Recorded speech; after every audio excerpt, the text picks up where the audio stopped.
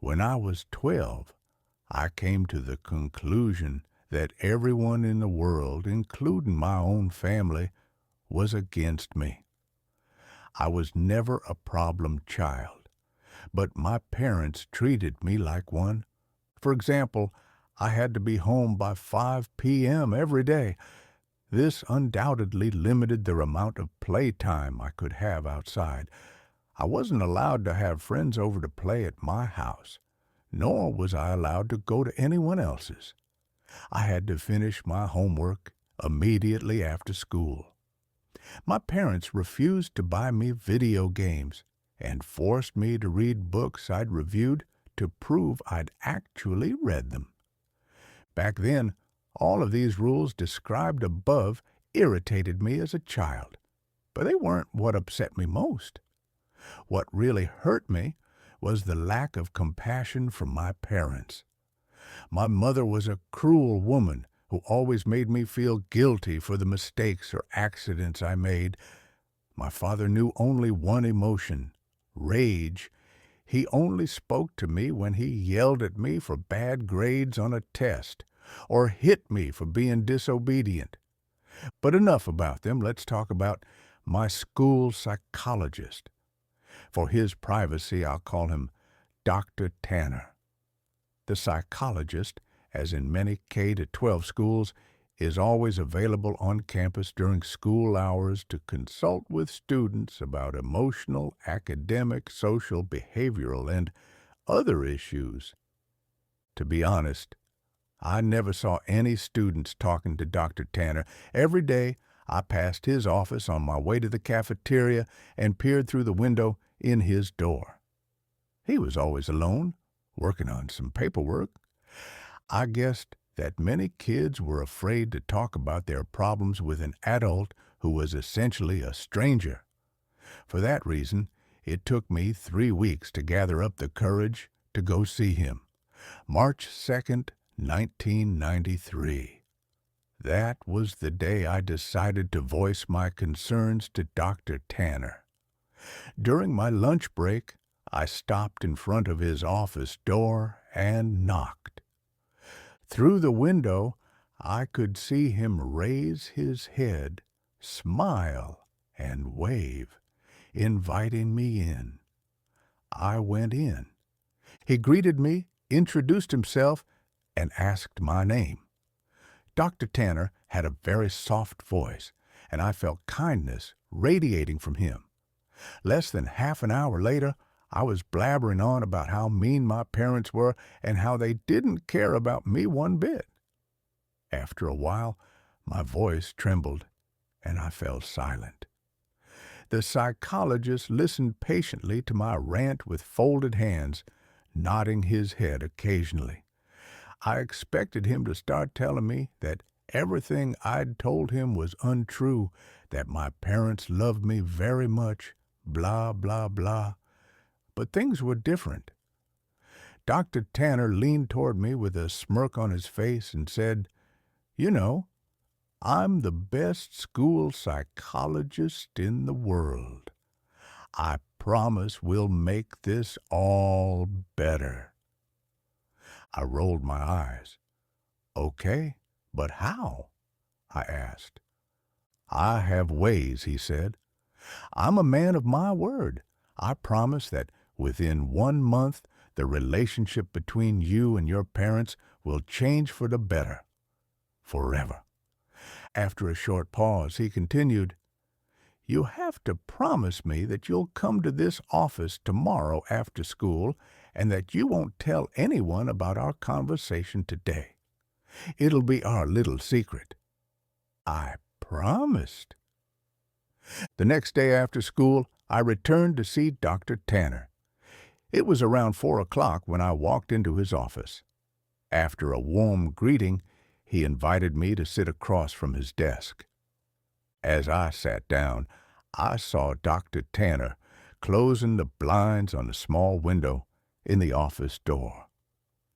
"There we go," he said with a smile. "Now we have the privacy we need." We started talking about my hobbies and favorite things, my favorite subjects in school, my least favorite teachers, and so on. After an hour of discussion, Dr. Tanner offered me a drink. I happily accepted, considering my parents never allowed me to drink soda. Dr. Tanner reached for his mini fridge and fidgeted a bit before placing 2 cans of soda on the table.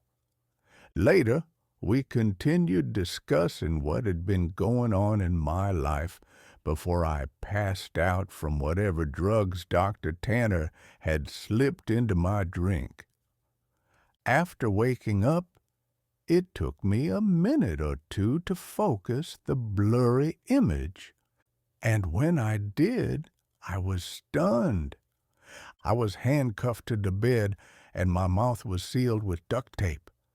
I immediately began to panic, squirming and tugging at the cuffs, but soon gave in. My eyes widened in disbelief as I looked around the room. Superhero posters were plastered all over the walls, and photos of famous athletes lay on the shelves. In the middle of the room stood an old TV, a Super Nintendo, and a stack of various cartridges. I didn't know what to think. Here I was, in a room with things many children would die for.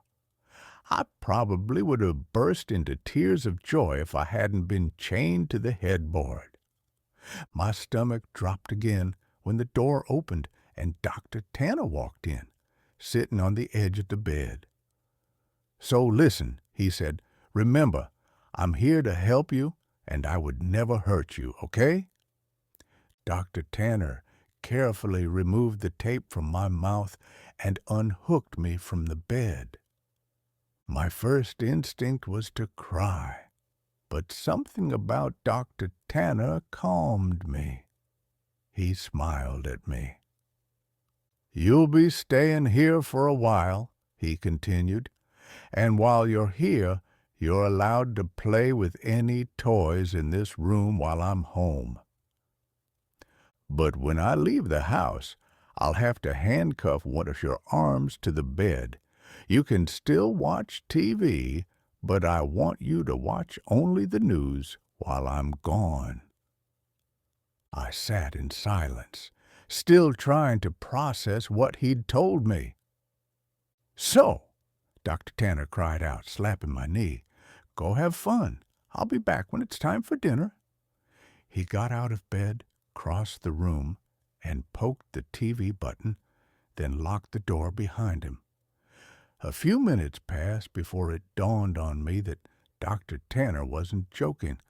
All I could do was turn on the PlayStation and play until dusk.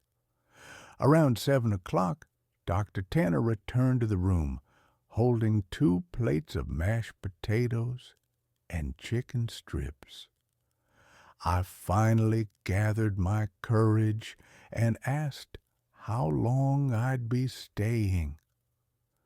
"Well, about a month," he replied. "Give or take a few weeks.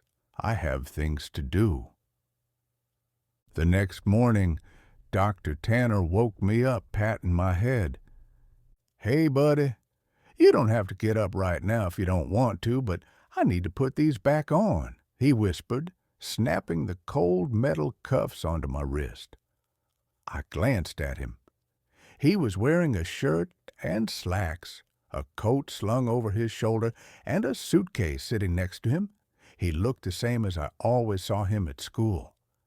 Before leaving, he placed the TV remote next to me and told me to turn it on and watch the news. The first thing I saw on the screen was the breaking news section. A pompous-looking police officer stood in front of a podium, surrounded by people with microphones. I must have started watching his speech halfway through. "As of this morning, an Amber Alert has been issued statewide. There are several investigators identifying potential kidnappers, but there are few leads at this time. Teachers say the boy was last seen around 4 or 5 in the evening." I felt sick when my photo appeared on the screen. It was last year's yearbook photo. Above my photo were the changing captions. FB. I begin search for child and kidnapper, unidentified and potential escape. The live broadcast continued, and I saw two figures, whom I recognized as my mom and dad, approach the podium. Both had red eyes. Tears streamed from my mother's eyes as she took the microphone. I had never seen so much emotion flow from my mother before. She sobbed live on air, stuttering sentences like, "Please give me back my baby," and "I'm sorry," and "Please come home." When my father took the microphone, I expected him to be stone cold, but he too had tears in his eyes. He pleaded with the world to bring his son home safely and begged me for forgiveness. I know I haven't been the best father, but I damn well wish I had been. Please give us back my boy.